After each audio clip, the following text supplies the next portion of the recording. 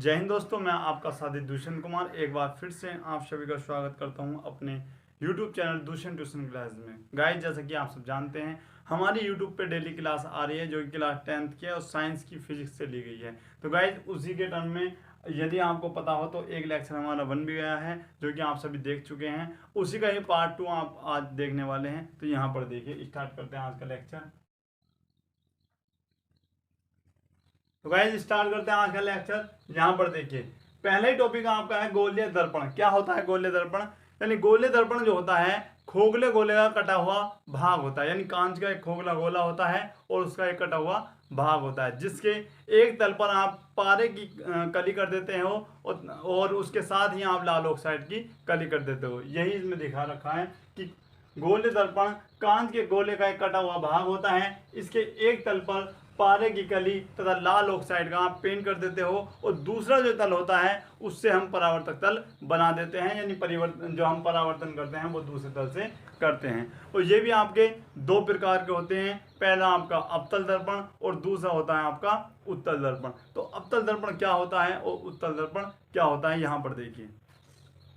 सबसे पहले आता है आपका अवतल दर्पण, यानी वह दर्पण जिसमें परावर्तन दबे हुए तल से होता है, अवतल दर्पण कहलाता है।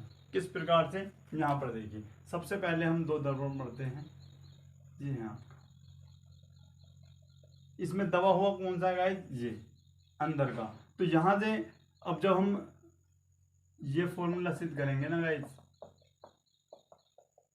ये तो उसमें ये डायग्राम का यूज होगा अवतल वाले में। उत्तल वाले में भी बताएंगे। इसमें क्या बताया है, पहले डेफिनेशन पे गौर दीजिएगा कि वह दर्पण जिसमें परावर्तन दबे हुए तल से होता है। यानी दबा हुआ तल कौन सा है? ये वो उभरा तल है, ये दबा हुआ है। और यहाँ पर हमने कोई वस्तु रखी है ओ डैश, तो यहाँ पर इस प्रकार से परावर्तन ये होता है। तो दबे हुए से हुआ है, तो इसलिए ये कौन सा दर्पण है गाइस? अवतल दर्पण है। और बाहर से होगा तो उत्तल दर्पण होगा। तो एक बार इसका भी आप अच्छे से स्क्रीनशॉट ले सकते हैं।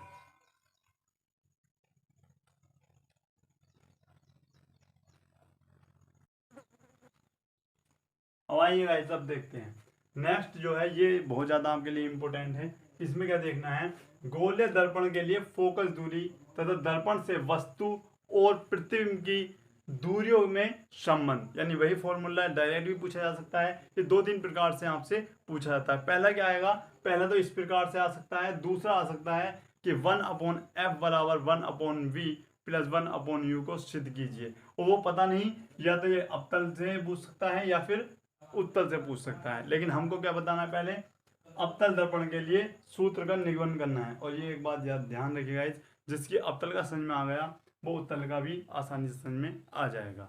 ठीक है, यहाँ पर देखिए।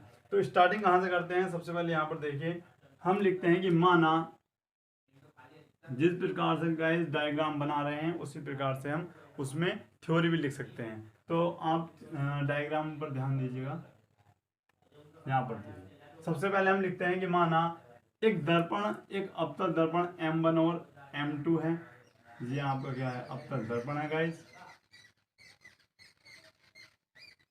इस प्रकार से यहाँ पर क्या है गाइस, अवतल दर्पण है, जिसका जिसका ध्रुव क्या है गाइस, जिसका ध्रुव आपका P है। और ये एक मुख्य अक्ष है, ये क्या है, मुख्य अक्ष है। और इस दर्पण की वक्रता त्रिज्या आपकी C है तथा फोकस दूरी F है। इस प्रकार से आप इसको लिख सकते हैं। और मुख्य अक्ष पर एक वस्तु रखी है जो, या इस प्रकार से भी बोल सकते हैं आप कि मुख्य अक्ष पर ओ डैश एक वस्तु रखी है। यहाँ पर O है और एक वस्तु जो है आपकी O डैश है। O डैश से एक आपतित किरण चलती है किसके समांतर, मुख्य अक्ष के समांतर, जिसका नाम है OA। नाम है गाइस ओ डैश है, सॉरी ओ डैश ए, जो कि परावर्तन के पश्चात या परावर्तन होकर एफ से होकर गुजरती है। यानी फोकस दूरी एफ से गुजरती है। इस प्रकार से परावर्तन हो जाता है। और एक किरण और चलती है जो कि ओ डैश से चलती है, और ये इस प्रकार से यहाँ गुजरती है, जो कि बिंदु बी पर मिलती है और परावर्तन के पश्चात उसी मार्ग में वापस लौट जाती है। ये आपका हो जाता है।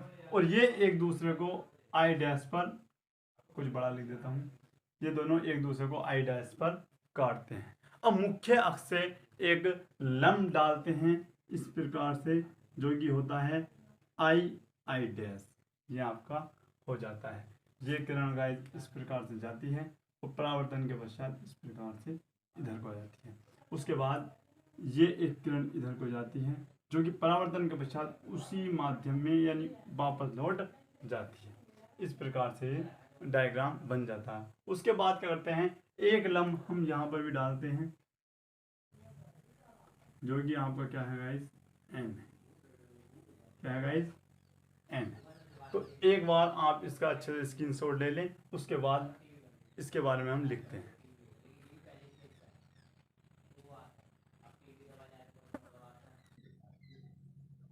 अब यहाँ पर देखिए गाइस, अब क्या करते हैं, अब जरा आप ध्यान से देखिएगा। अब यहाँ पर दूरी की बात आती है, तो यहाँ पर देखिए, यानी सबसे पहले ये हमारी वस्तु है, आप सब जानते हैं ओ डैश क्या है, एक वस्तु है।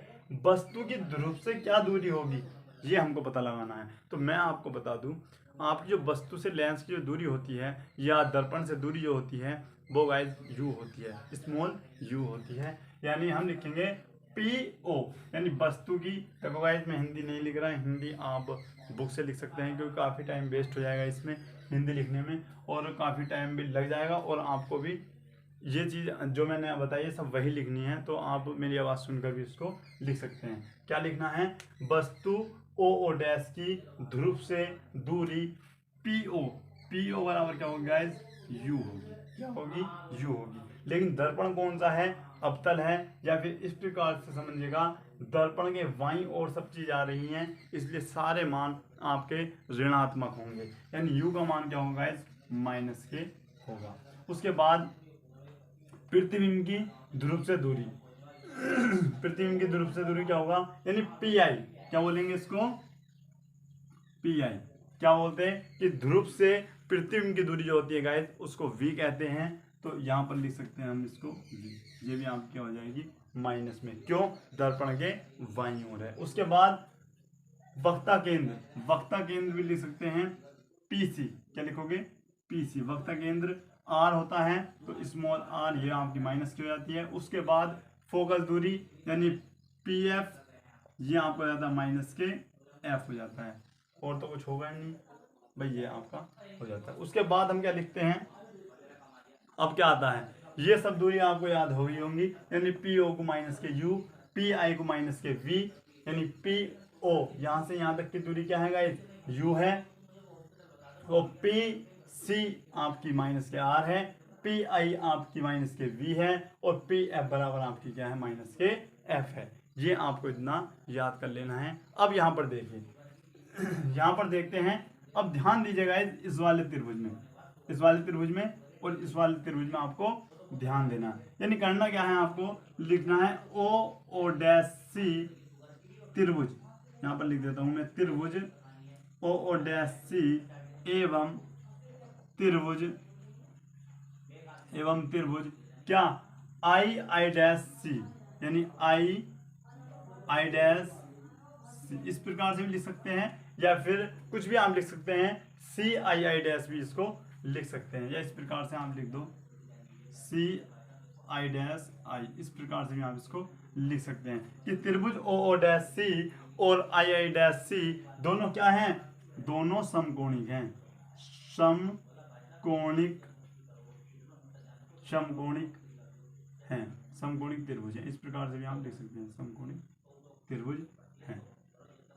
यानी समकोणिक त्रिभुज तो आपको अच्छे से पता होगा, क्योंकि क्लास 10th में आप आ चुके हैं, तो इतना तो जो नॉलेज होगा ये आपस में क्या है गाइस, समकोणिक हैं। और इस चीज का भी आपको पता होता है, जब समकोणिक होते हैं तो इसका लंब इसके लंब के अनुपात और इसका आधार आपस में अनुपात में होते हैं। यानी इस प्रकार से हम लिख सकते हैं कि ओ डैश अपॉन इसका क्या लेंगे, आई डैश इक्वल किसके आएगा भैया, ओ सी अपॉन आई सी, या सी आई भी लिख सकते हो आप, लो मैं आई सी लिख देता हूँ, या आप सी आई भी इसको लिख सकते हैं, ये इसके बराबर आता है। इसके बाद एक कंडीशन आपको और देखने को मिलती है कि भैया ये और ये आपस में क्या है, समकोणिक है। कौन से कोण है गाइस, समकोणिक है। यानी ये तो आपके हो गए, ये तो आपके हो गए। अब क्या कहोगे आप, हम लिखते हैं त्रिभुज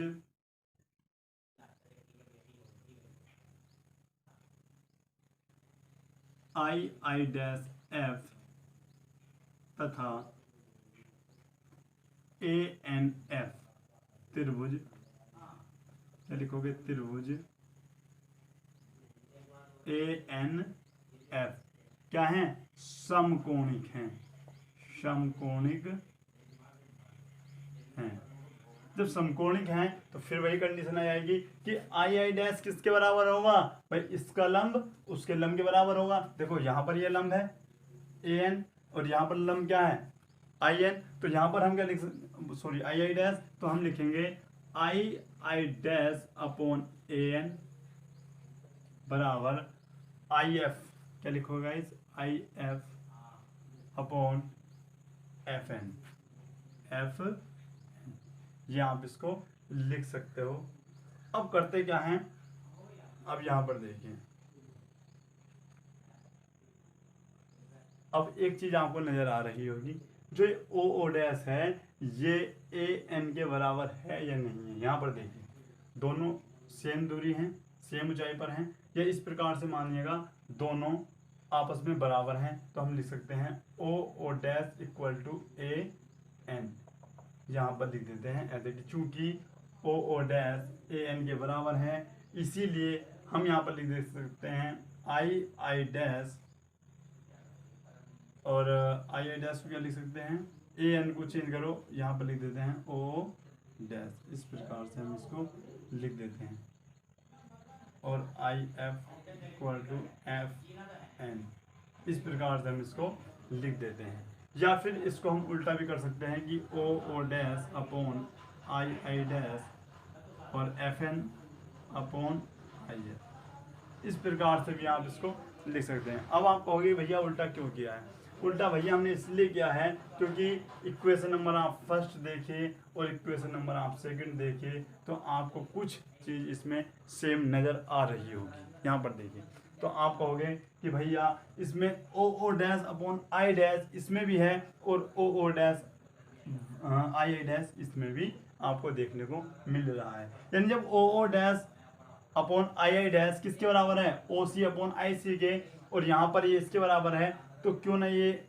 आपस में दोनों बराबर हो जाएंगे। तो हम यहाँ पर लिखते हैं समीकरण नंबर 1 व समीकरण नंबर 2 से क्या होगा भैया कि O C upon I C equal होंगे F N upon I F के, ये इक्वल आपके आ जाएंगे।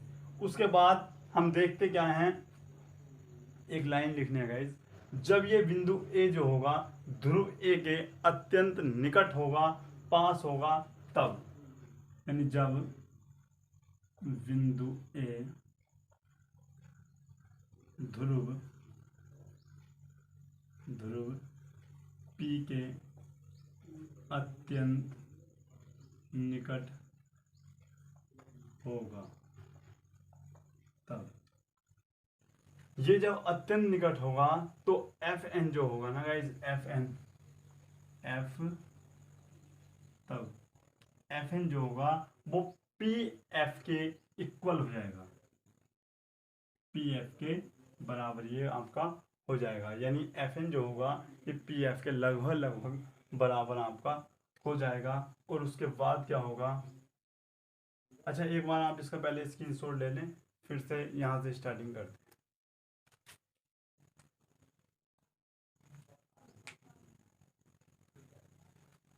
आई होप आपने स्क्रीनशॉट ले लिया होगा। तो गाइस अब यहाँ पर देखिए जरा,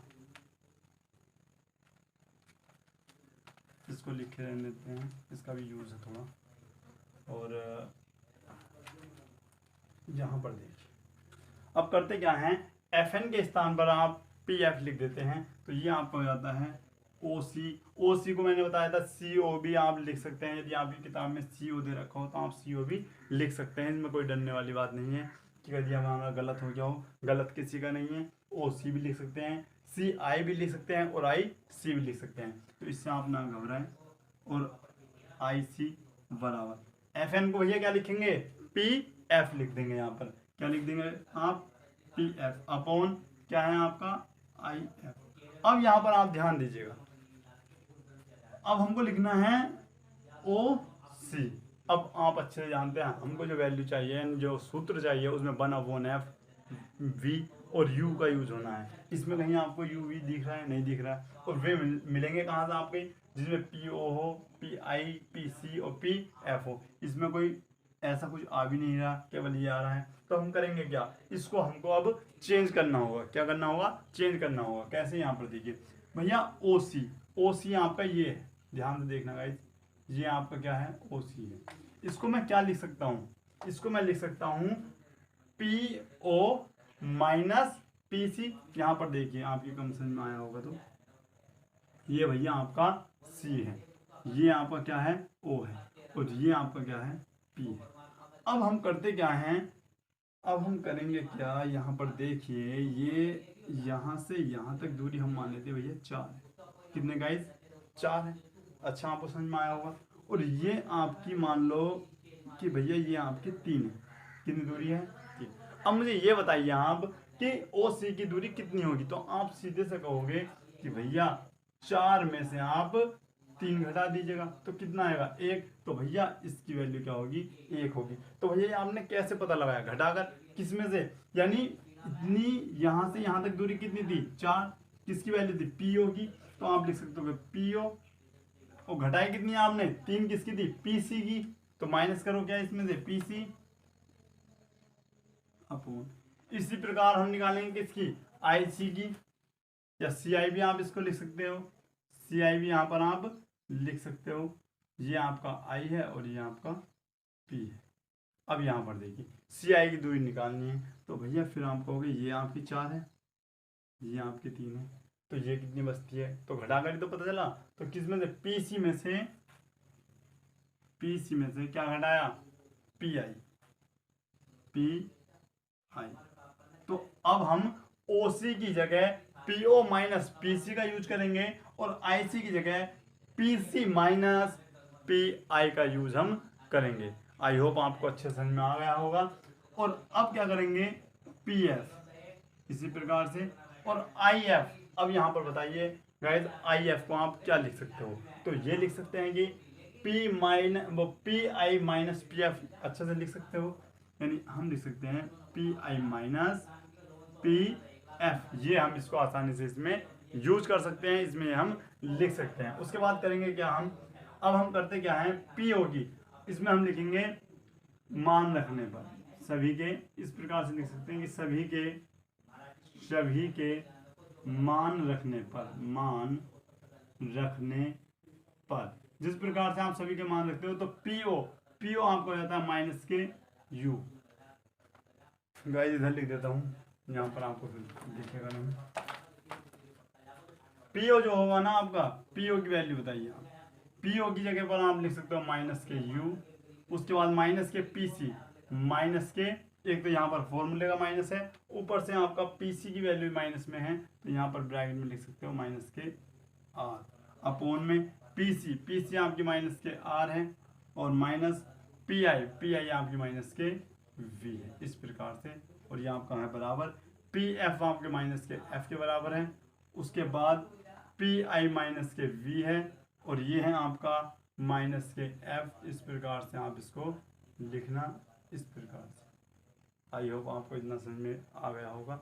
बस अब आंसर के आप नज़दीक हैं, तो माइनस के यू, माइनस माइनस हो जाता है गाइस आपका प्लस, और इसी प्रकार से ये माइनस के आर, और माइनस माइनस आपका हो जाता है प्लस, बराबर minus K F upon minus के वी, और माइनस माइनस ये भी आपका क्या हो जाता है गाइस, प्लस। अब करते क्या है, इसकी गुणा आप इधर करते हो और इसकी गुणा आप उधर करते हो। तो इसकी गुणा करते हैं पहले, यहाँ पर ध्यान से देखना गाइस, माइनस के v की गुणा जब आप u से करोगे माइनस के, तो माइनस से माइनस तो कट जाएगा, और आपका आएगा v इंटू यू।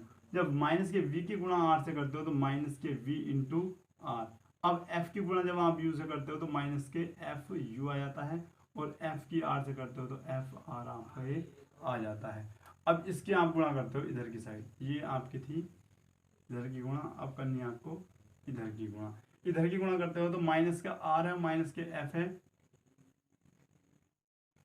तो आपका आता क्या है प्लस के एफ आर, और उसके बाद v की गुणा आप इससे करते हो तो माइनस के एफ वी आपका ये आ जाता है।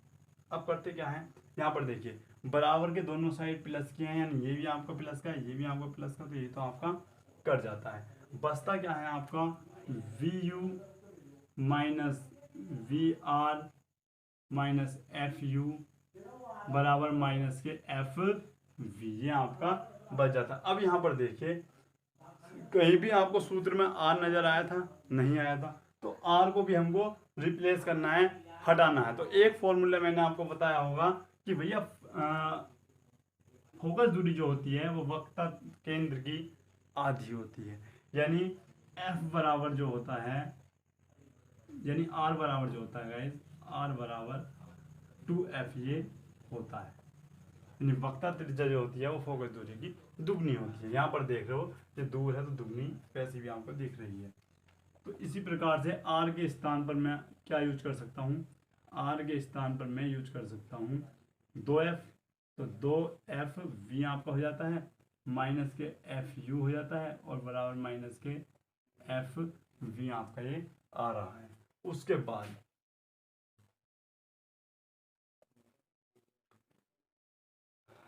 यहाँ पर देखिए एफ वी वालों को एक तरफ लिख लेते हैं, बाकी को एक तरफ लिख लेते हैं गाइस हम। अब करते क्या है, हम इस प्रकार से लिखिए, आप इसको उधर लेके जाइएगा, इसको आप उधर लेके जाइएगा तो आपका क्या हो जाता है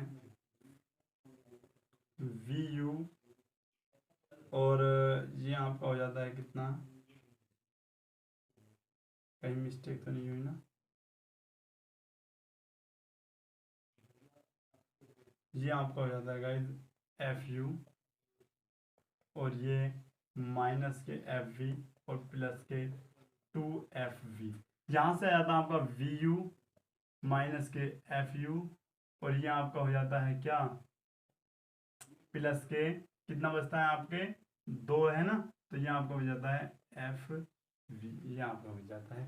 अब करते क्या है, हम लिखते हैं समीकरण में वी यू एफ से भाग करने पर, जब आप इसमें भाग करते हो तो 1 वी यू एफ माइनस 1 नहीं ऊपर तो वी है ना, वी यू है और यहाँ पर एफ यू है और वी यू एफ यहाँ पर आपका आ जाता है और बराबर में क्या बचता है आपका एफ वी, तो यहाँ पर क्या जाता है वी यू एफ, इस प्रकार से आपका आ जाता है। अब करते क्या है, यहाँ पर आपको वी यू से वी यू काट देना है, यहाँ पर क्या कट रहा है एफ यू से एफ यू कट रहा है और यहाँ पर आपका वी एफ से वी एफ आपका कट जाता है। अब बचता क्या है, यहाँ से 1/f माइनस 1/v बराबर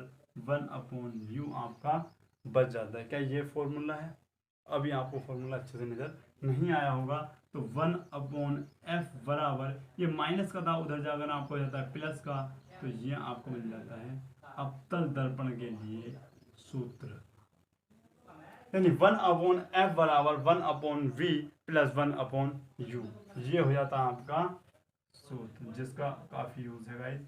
और ये आर्टिकल भी आपके हिसाब से काफ़ी लेंथी भी था, लेकिन इम्पोर्टेंट बहुत है गाइज, आपको छोड़ना नहीं है।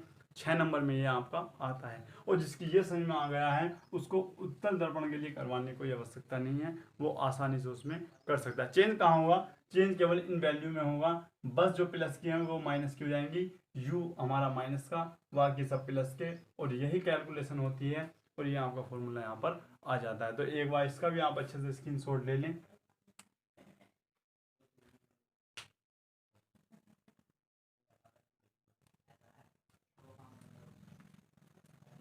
तो गाइज आज के लिए इतना ही। कैसा लगा आज का लेक्चर, आई होप आपको अच्छा समझ में आया होगा। यदि आपको अच्छा लगा है तो वीडियो को लाइक करें और चैनल को सब्सक्राइब करें और अपने दोस्तों के साथ अधिक से अधिक शेयर करें।